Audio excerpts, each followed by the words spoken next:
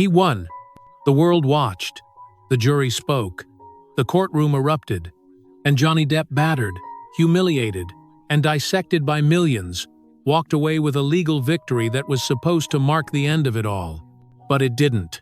Because what followed wasn't celebration, it was silence. The headlines moved on. The cameras turned away.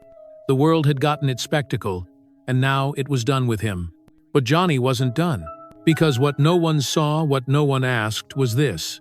What does a man do after he's won a battle, but lost himself in the war? At 62, Johnny Depp didn't just walk away from a defamation trial. He walked into something far more dangerous. A life after being destroyed in front of the entire world. And what happened next will break your heart more than anything that came before. June 2022. After 6 grueling weeks of testimony, recordings, headlines, memes, and global spectacle, the verdict came in. Johnny Depp had won. The jury sided with him. Millions online erupted in celebration. Hashtags trended. Reels went viral. And for the first time in years, he smiled. But look closely. Behind that weary smile was not triumph. It was relief, exhaustion, maybe even disbelief. He didn't pump his fists in victory. He didn't gloat. He didn't even speak for a while. Because the truth, the painful, unglamorous truth, is that by the time that verdict arrived, the damage had already been done. Years of character assassination, public exile, friends falling silent, studios severing ties without a word. He had been replaced, recast, ridiculed. He'd watched franchises he helped build move on without him, watched his name, once synonymous with artistry, become a lightning rod for controversy, a punchline, a target. So yes, the jury gave him his life back. But what kind of life was left? No one talks about what it feels like to survive a war you didn't start.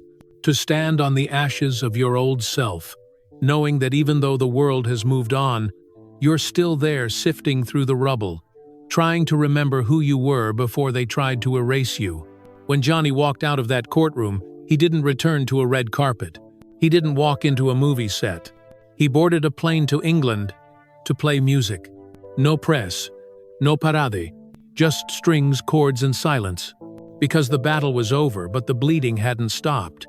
And the man who had just won the most public fight of his life was still trying to remember how to feel like a person again. People love a redemption arc. The dramatic fall, the heroic rise, the final shot of a man walking back into the light. But what they don't love, what they rarely see, is what happens after the curtain drops. When the audience leaves, when the applause fades, when the man who won is left staring at a mirror and doesn't recognize the reflection. Johnny Depp won in court. But the courtroom was never where the real damage was done. That happened in headlines, in memes, in the slow, silent betrayal of a system that once called him brilliant, then abandoned him at the first sign of scandal. Between 2016 and 2022, while the media feasted on his personal life, something was quietly being taken from him. Time. 6 years.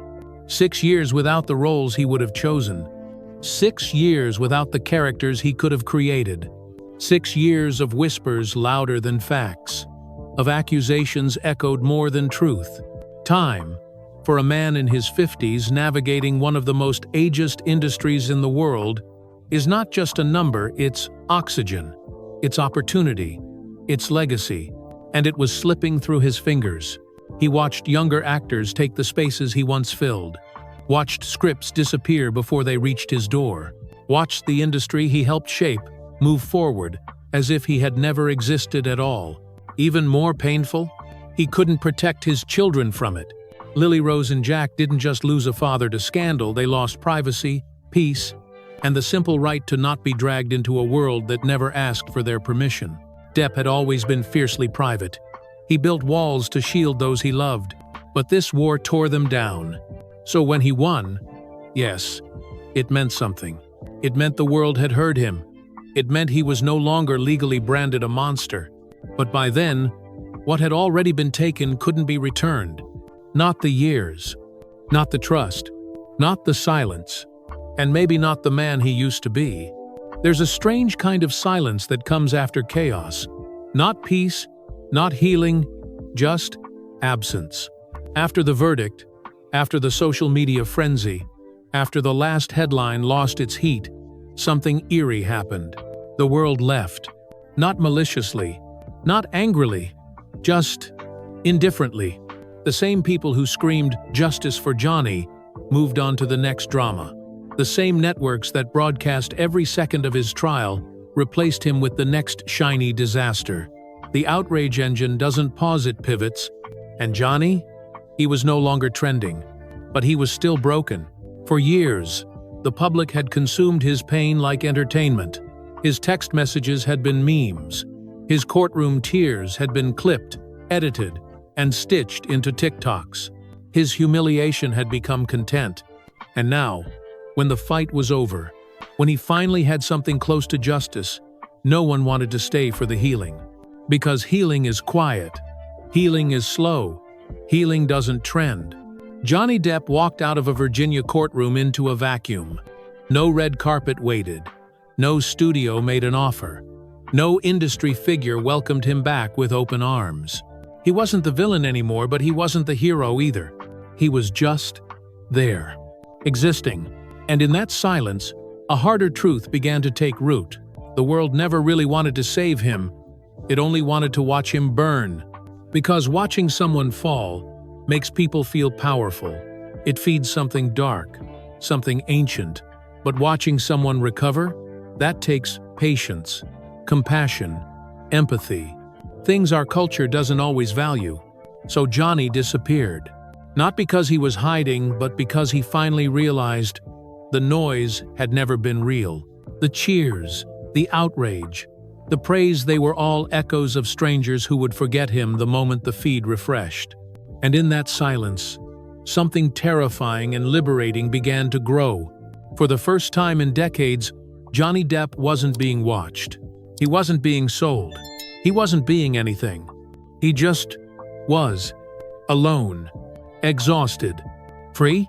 Maybe. But also deeply aware that even though he had survived the fire, the smoke was still inside him. He didn't post a goodbye. He didn't announce a retreat. There was no viral statement, no dramatic exit. He just stopped showing up. One day he was everywhere, broadcast into homes, projected across courtrooms, pasted across YouTube thumbnails with bold letters screaming, "Justice" or "Monster," depending on who was yelling loudest that week. And then, nothing. Johnny Depp disappeared, quietly, silently, like a man walking out of a burning building only to find that there's nowhere left to go. And what's worse? Almost no one noticed. There were no trending hashtags asking where he went, no think pieces about his healing, no celebrations of his silence. The moment he ceased to be entertaining, the world's interest evaporated. That was the cruelest twist of all. Not the accusations, not the court battles, not even the years of shame. It was realizing that when the cameras stopped rolling, the audience never cared who survived the wreckage. They just wanted a show. And now that the show was over, they left their seats and never looked back. He wasn't trending anymore. And in today's world, that might as well mean you don't exist. He had given so much: his talent, his vulnerability, his demons, to the very machine that would later spit him out and forget he was ever real. Even Hollywood, where fame is currency, offered nothing. No welcome back. No overdue apology. No attempt to right the wrong. The studios that once lined up to cast him now stayed silent. The collaborators who once praised his genius in press tours were suddenly unavailable. The people who said, "We support you," when the cameras were on, faded into the background when the trial ended. The betrayal wasn't loud. It was quiet. And that made it hurt more, because silence leaves space. Space for doubt, for pain, for wondering if you were ever truly seen at all. Johnny Depp wasn't asking to be idolized. He just wanted to be believed. And when the world finally did, it walked away like nothing ever happened. So he followed suit. He packed a bag, picked up his guitar, boarded a flight to somewhere far from the noise. No entourage, no paparazzi tip-offs. Just a man who had been on display for too long, craving one simple thing: to disappear. Not for attention, not for drama, but for survival. And what does it say about us that when he finally stepped into the shadows, the world didn't even blink? When the world grew too loud, Johnny Depp didn't respond with a statement. He responded with a chord. Not on screen, not in interviews, not in award shows that no longer invited him, but on a small stage in Europe, with a guitar slung over his shoulder, surrounded not by cameras or executives but by musicians, friends, sound, no scripts, no headlines, no pressure to explain himself, just notes, just melody, just breathing. Because when everything else was taken from him, his career, his image, his voice in the court of public opinion, music was the only thing that never left. It didn't ask questions. It didn't accuse. It didn't edit him into a soundbite. It listened. Johnny didn't return to acting. He didn't knock on studio doors begging for parts. He walked away from it all, and he walked into music not as a rock star, not as a celebrity, but as a man who had nowhere else to go. The Hollywood vampires weren't a PR move. They were sanctuary. He wasn't there to be seen. He was there to survive. Every stage he stepped on became less of a performance and more of a release. The spotlight didn't matter, only the sound, the rhythm, the way the strings vibrated under fingers that had held too much pain for too long. And the audience? They didn't ask for answers. They just listened. They sang along. And for the first time in years, Johnny felt like he didn't have to defend his own existence. There was no image to maintain, no scandal to outrun. Just the music, the same music that had saved him at 12, now saving him again at 59. But behind the scenes, the silence remained. Hollywood didn't call. Former co-stars didn't check in.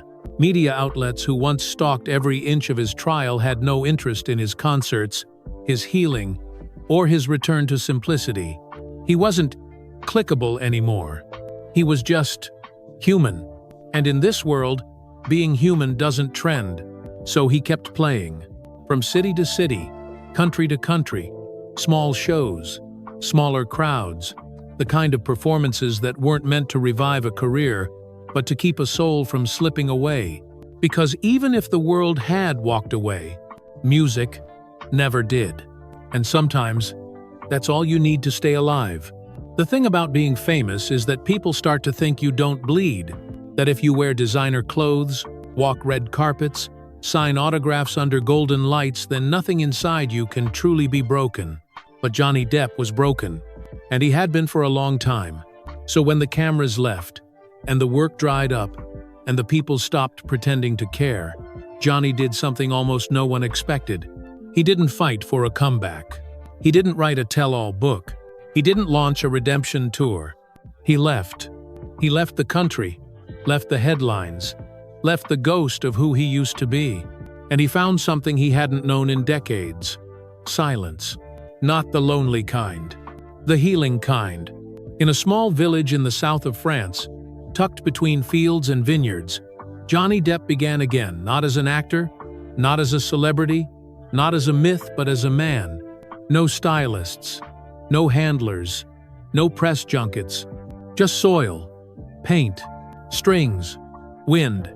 He painted in his garden, played guitar beneath the fading light, cooked meals without cameras in his face, took long walks without fans asking for pieces of him, slept through nights without worrying who would twist his dreams into headlines.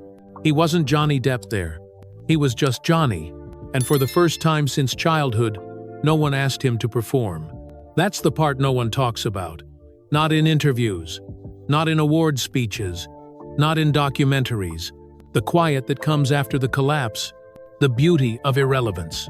Because while the world spun faster, chasing scandal after scandal, Johnny was learning how to sit still, how to be present, how to be alive without being watched.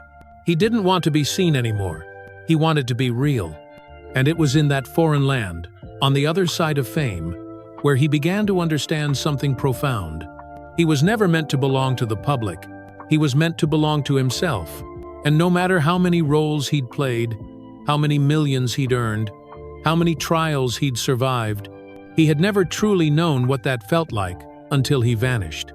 And the cruelest part? The moment he stopped being useful to the world stopped asking where he'd gone. They only loved him when he was a story. But Johnny Depp? He finally stopped being one. He became a life instead. In the chaos of public scandal, something sacred almost always gets lost. And for Johnny Depp, that sacred thing was fatherhood. For years, he kept his children away from the glare of Hollywood. No tabloids, no red carpets, no brand deals. He wasn't just guarding their privacy, he was guarding their innocence. Because he knew what it was like to grow up in a house full of slammed doors and quiet heartbreaks. He knew what it meant to carry wounds no one could see. He didn't want that for them. But the world didn't care. When the accusations came, when the media circled like vultures, when every corner of his life was dragged into the light, his children were pulled into the storm too. Not by choice, not by guilt, but by blood. Lily Rose, once protected from the spotlight, found herself suddenly judged for saying too much or not enough. Jack, fiercely private, disappeared even deeper into silence. And Johnny? He stood in the middle of it all, helpless. For a man who had once faced down studios, critics, even his own demons, nothing hurt more than not being able to protect his children from himself. That's the part no one talks about.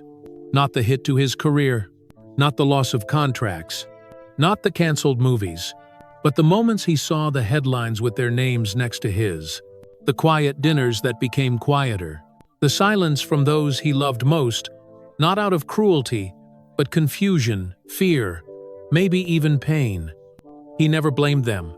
He blamed himself, because even if he wasn't the monster they painted him to be, he still let the monster in, still let the world get too close, still lost control of the story, and they paid the price too. And so, he did the only thing he knew how to do.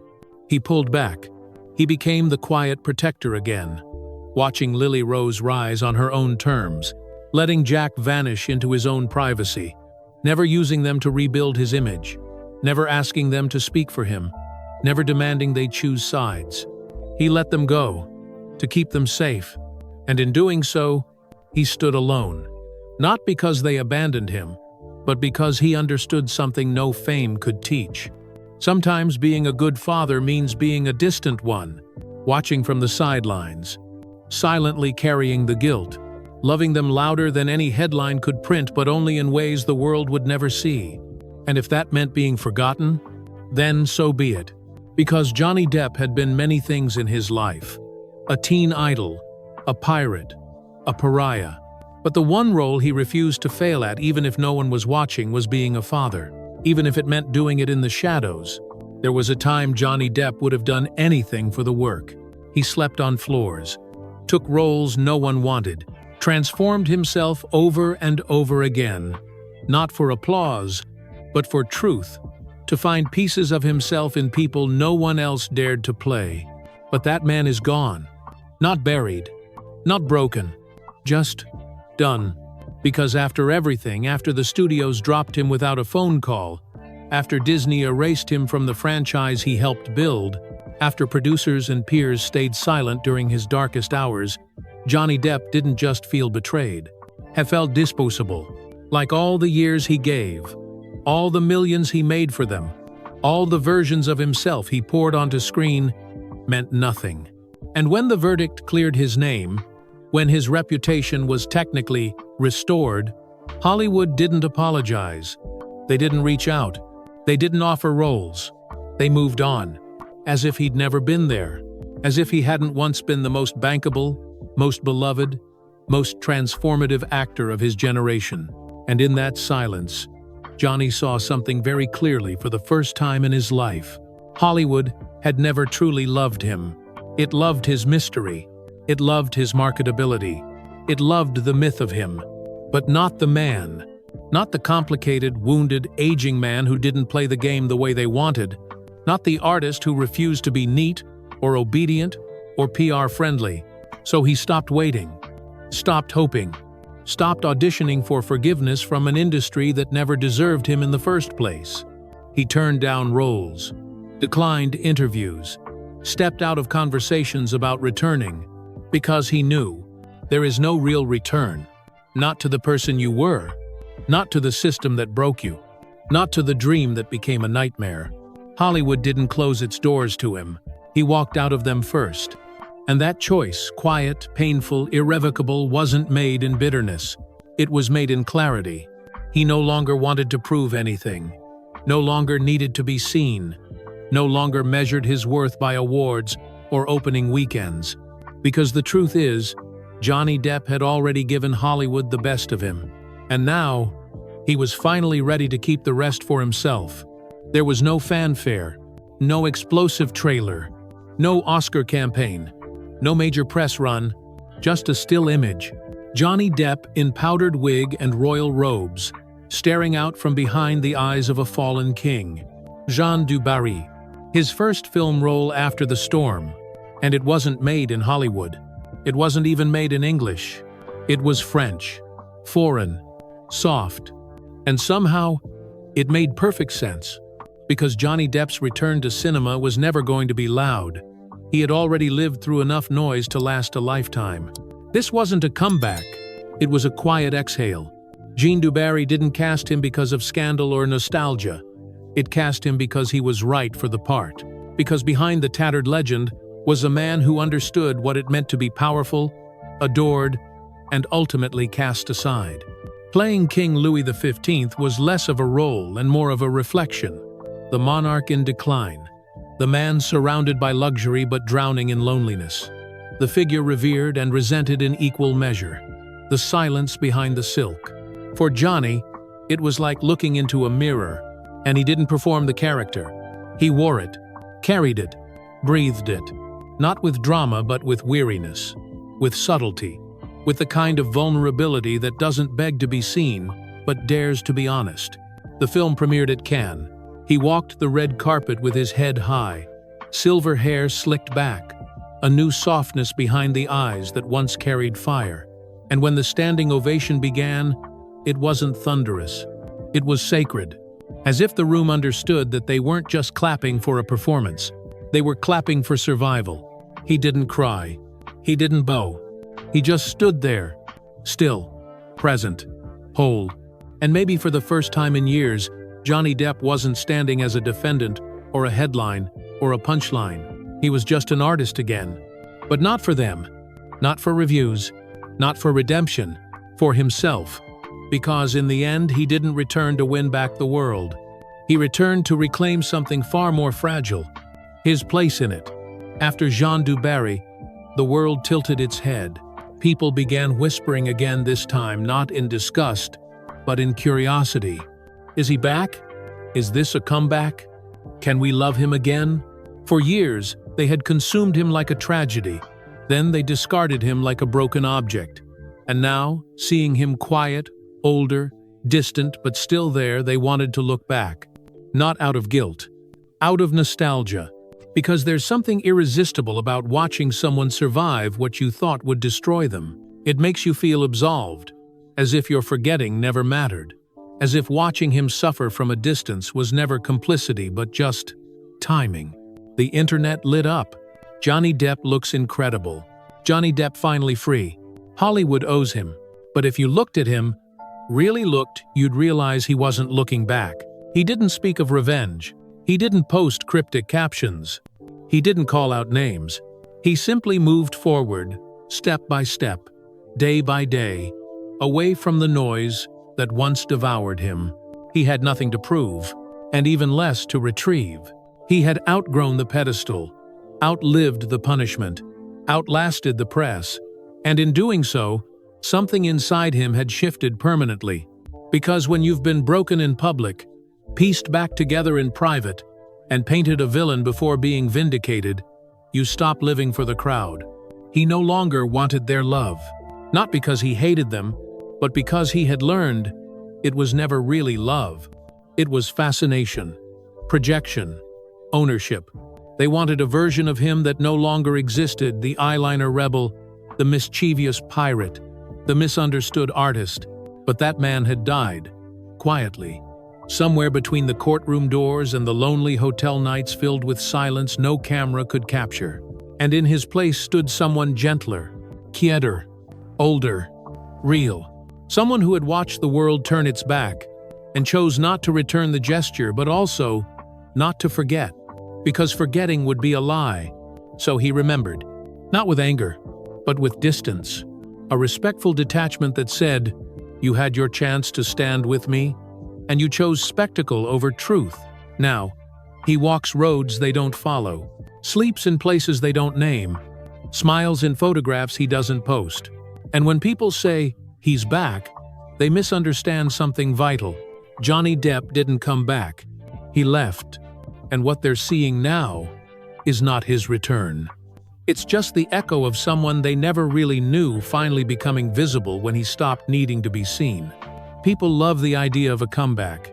They crave the moment when the fallen star stands back up, music swells, applause erupts, and all is forgiven like the ending of a good movie. But Johnny Depp never gave them that. There was no speech, no headline, no Hollywood redemption arc, because what happened to Johnny Depp wasn't a fall. It was an erasure, not just from contracts and movie posters, but from the collective conscience of an industry and an audience that once swore they adored him until loving him became inconvenient. And so when he re-emerged, it wasn't to reclaim the spotlight. It was to walk straight past it. He didn't want to be reborn. He wanted to be real. No more masks. No more personas. No more polished interviews. He had played too many characters for too long, and the one person he hadn't played was himself. So he stripped it all down. No more Hollywood penthouses. No more high-gloss magazine covers. No more pretending to be okay. He learned how to eat alone, how to sit in silence without trying to fill it, how to create for the sake of healing, not for the promise of praise, because the applause, when it came, had never been enough. It never held him. It never stayed. It never saw beyond the performance. But solitude that stayed.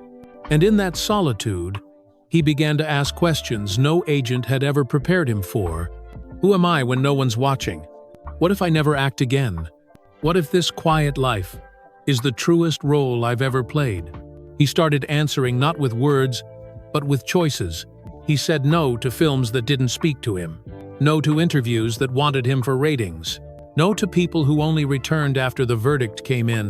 He stopped seeking relevance and started seeking peace. And slowly, he stopped performing not just on screen, but in life. No more proving. No more apologizing. No more pretending. Because the truth was, Johnny Depp had nothing left to give to the world that tried to break him, except the one thing they never really wanted. His truth. Unedited. Unmarketable. Unapologetically human. And if the world didn't want that, he finally understood he didn't need them to. In Hollywood, friendships are loud. They happen on red carpets, in Instagram posts, on stage during acceptance speeches. They're dressed in tuxedos, dripping in jewelry, captured in perfectly timed candids with captions like, "My ride or die." Johnny used to believe in those. Used to think that the people he laughed with in trailers, toasted with after premieres, cried with behind closed doors, would be the same ones who stood by him when the lights went dark. But when the darkness came, so did the silence. One by one, the names faded. People he called family didn't call him back. People he defended in interviews suddenly had no comment. People who once leaned on his shoulder stepped over him like debris. And the pain wasn't in their betrayal. It was in their absence. He would sit alone in hotel rooms, watching press conferences where they danced around his name, afraid to lose deals, afraid to be tainted, afraid to be associated, as if he was a virus, as if friendship with him came with a warning label. And that cut deeper than any headline, because Johnny Depp had spent decades giving his loyalty, his name, his light, only to realize that in Hollywood, loyalty has an expiration date. He didn't rage. He didn't expose them. He simply stopped saying their names. Not out of bitterness, but to protect his heart, Because there are losses you grieve with tears, and there are losses you grieve with silence. But not everyone disappeared. A few stayed. A few whispered, "I believe you," when it cost them everything. A few didn't care about contracts or optics or trending hashtags. They saw the man behind the myth, and they stayed. Not to save him, but to remind him he wasn't alone. Those few quiet, steady, unspectacular became his lifeline. Not the kind of lifeline you grab when you're drowning, but the kind that walks beside you when you've already washed ashore and don't know who you are anymore. He doesn't name them either, because some bonds are too sacred for headlines. And in the stillness of his new life, Johnny doesn't count followers. He counts truths. And the hardest truth of all? Sometimes the biggest heartbreaks don't come from enemies. They come from the people who once held your hand and let go when the world told them to. And once you survive that kind of abandonment, you stop begging to be held. You learn to walk on your own. Even if your hands are still a little empty, there are wounds that scream visible, dramatic, undeniable.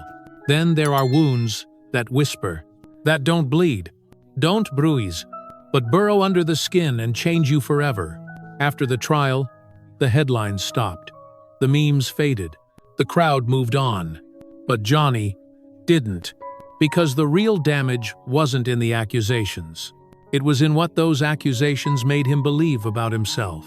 You can survive betrayal. You can fight defamation. But how do you fight the voice inside your own head whispering, "Maybe they're right"? He had stood on stage in front of millions, played men who defied death, madness, time. But now, he struggled to get out of bed without rehearsing who he had to be that day. He'd walk through airports and feel every eye even when no one was looking. He'd open his phone and flinch, expecting a new headline. He'd hear laughter behind him and wonder if it was about him. That's the part no one prepares you for. When the storm passes, but the flood remains inside. He began waking in cold sweats, not from dreams about courtrooms or red carpets, but from dreams where he was ordinary again and still not enough. The trial was over. The world had heard his side, but his nervous system hadn't gotten the memo. It kept reliving it, again and again and again.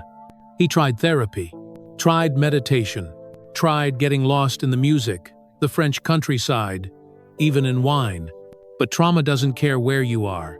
It follows you in the quiet, in the mirror, in the moments no one sees when the applause is gone, and all that remains is the echo of who you used to be. So Johnny learned to stop asking, "When will I feel normal again?" and started asking, "What if this version of me is the most honest I've ever been?" Because maybe healing isn't about forgetting.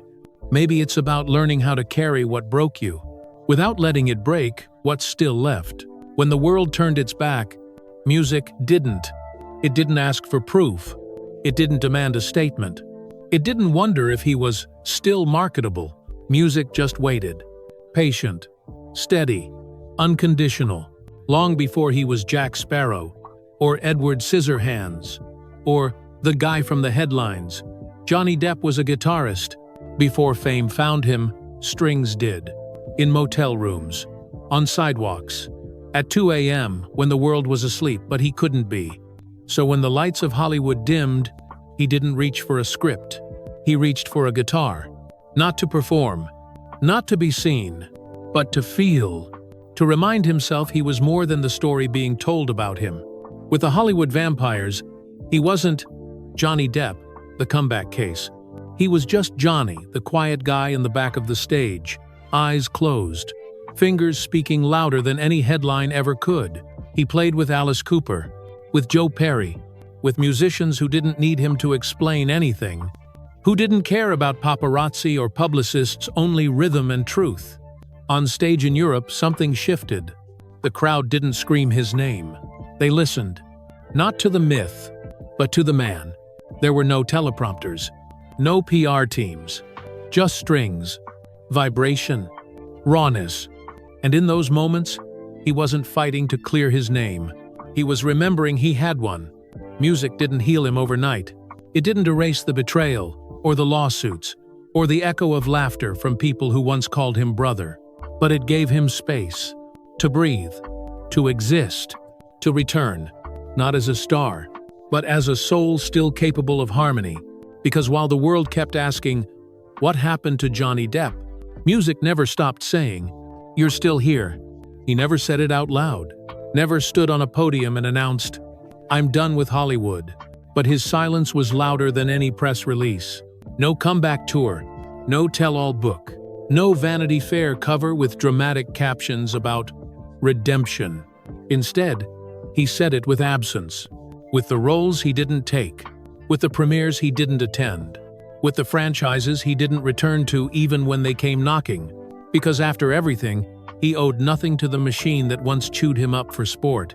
Hollywood loves a story, especially the rise, the fall, and the neatly packaged return.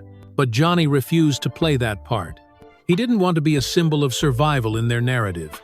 He just wanted to be a man who survived. So he let them write headlines like, "Johnny Depp turns down $300 million Pirates return.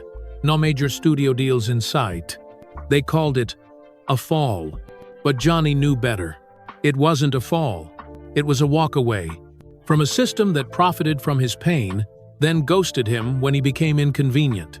From the red carpets that wanted his image but not his truth. From the award shows that applauded him once then forgot his name. He moved to the French countryside, started painting, writing music, feeding strays that wandered onto his porch. He chose late mornings over early calls, letters over scripts, peace over legacy, and with each choice, he quietly rewrote the story they tried to end for him. Because real power isn't in reclaiming a seat at the table that once rejected you. It's in building your own table, far away from the noise. So no, Johnny Depp didn't return to Hollywood. He simply made sure Hollywood could never define him again. Sometimes healing doesn't happen where the hurt began. Sometimes, to remember who you are, you have to go somewhere no one knows your name. That's exactly what Johnny did. Not in a dramatic escape, not in defiance, but with the quiet intention of being invisible for the first time in decades. He didn't announce it on social media, didn't hire a film crew to document the new chapter. He just left small villages in France, cobblestone alleys in Italy, hidden cafes in Prague, touring with his band not as a spectacle, but as a traveler with no need to be recognized. He walked into bookshops where no one stared, Saturday in wine bars where the waiters didn't whisper, watched people live without seeing him as a character, and in that quiet anonymity, he found something shocking. Peace, not the kind that comes from closure, but the kind that comes from no longer being a conversation. He didn't have to explain, didn't have to correct, didn't have to carry the weight of a misunderstood sigh or a misquoted sentence. He could just be a man ordering espresso, a man sketching in the corner of a cafe, a man nodding politely to a stranger who didn't care that he once ruled the box office. Of course, the past never fully left. There were still moments a photo taken without consent, a glance held too long that reminded him of what he used to be. But more and more, those moments lost their power. Because when you stop needing to be seen, you start seeing yourself. He didn't disappear to prove a point. He disappeared because, for once, he didn't have to prove anything at all. He lost roles. He lost respect. He lost whole chapters of his life. But there was one title he never let go of. Father, not celebrity dad, not Instagram dad, just dad. The kind who sends quiet messages late at night, who shows up unannounced, but never uninvited, who doesn't need to be thanked to feel present. For years, Johnny shielded his children from the spotlight. No flashy red carpet moments, no Family Man magazine spreads. He knew too well what the world does to people it thinks it owns, especially his daughter, Lily Rose. As she stepped into fame on her own terms, fashion shoots, indie films, brand deals, Johnny didn't interfere. He watched. He worried. But he let her walk. Because he remembered what it felt like to be handled, to be defined, to be devoured by a system that doesn't care who you really are. And so, He gave her what he never had: freedom with protection. He didn't give advice in interviews, didn't post tributes on birthdays. He gave something quieter, something stronger. A phone call when the headlines got too loud. A warm room when the city got too cold. A father's arms not for the cameras, but for the child behind the icon. His son, Jack, chose an even more private life. Away from cameras, away from noise. And Johnny respected that too. Because being a good father isn't about being perfect, it's about being present even when the world says you're no longer worth showing up for. In a life where everything was once public, loud, and watched, fatherhood became his quiet rebellion, the one role he never abandoned, the one character he never had to rehearse. Because when the lights went out, and the applause stopped echoing, it was their names, not his own, that kept him grounded in the dark. There was a time when Johnny Depp was Hollywood's favorite contradiction, a rebel they couldn't control, a heartthrob who hated fame, a box office king who never followed the rules. He gave them decades, characters no one else could invent, performances no one else could feel, and a soul that they didn't know how to protect. So when everything came crashing down, people asked, will Hollywood take him back? But that was the wrong question. The real question was, does he even want to go back? Because something shifted, not just in the industry, in him. The parties didn't matter. The premieres felt hollow. The inside circle looked more like a trap than a reward. He saw how quickly admiration became accusation, how the people who once begged for his presence were suddenly silent when he needed them most. And something in him broke, not with rage, not with bitterness, with clarity. Hollywood was no longer a dream. It was a transaction, and he'd already paid, with his peace, his privacy, his name. So he walked away, not with drama, not with a middle finger in the air, just with a soft, almost imperceptible turning of the back toward silence, toward soil, toward sanity. Let others chase the lights. He was done trying to make a place feel like home when all it ever did was burn him. Because sometimes freedom isn't found in forgiveness. Sometimes it's found in leaving without needing to be missed. And maybe Hollywood didn't lose Johnny Depp. Maybe he simply found somewhere better to be. When word got out that Johnny Depp would star in Jean du Barry, there was no red carpet blitz. No teaser trailer hyped as a return to glory. No massive marketing campaign declaring, he's back. Just a quiet casting announcement. A French director. A modest production. A story about a man, not a myth. King Louis XV. A monarch of grandeur, yes, but also a man consumed by loneliness, by the performances of power, by the weight of being watched. It wasn't just a role, it was a mirror. And Johnny stepped into it with no fanfare, no desperate chase for validation, no speeches about comeback. He showed up, spoke in French, became the man history barely remembered, because sometimes those are the men worth playing most. Critics whispered, "Is this the same Johnny? Is he worthy of this now?" But he didn't listen. He didn't explain. He didn't need to. Because for once, the camera wasn't capturing a comeback. It was capturing a rebirth. Subtle, quiet, unadvertised. He wasn't acting for the masses. He was performing for himself. For the boy who once played guitar in Florida motels. For the man who was told he'd never work again. For the artist buried under years of noise, betrayal, and litigation. Jean du Barry wasn't meant to be his greatest role. It was meant to be his truest. A man playing a man. Not pretending. Not proving. Just existing fully. Flawed. And free. And in that silence, that restrained dignity of the performance, Johnny Depp said more than 1,000 interviews ever could. "You don't have to let me back in. I've already arrived where I was always meant to be." They called it a comeback. But if you asked Johnny, he'd probably smile and say nothing. Because what do you call it?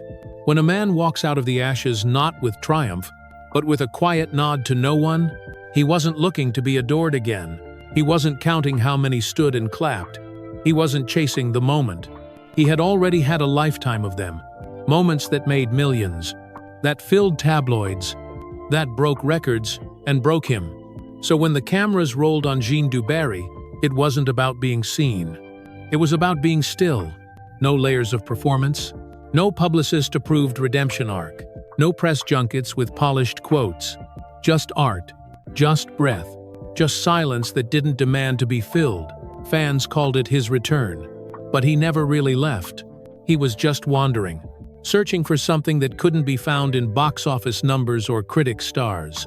Self, the one untouched by betrayal, unshaped by headlines, unfiltered by expectation.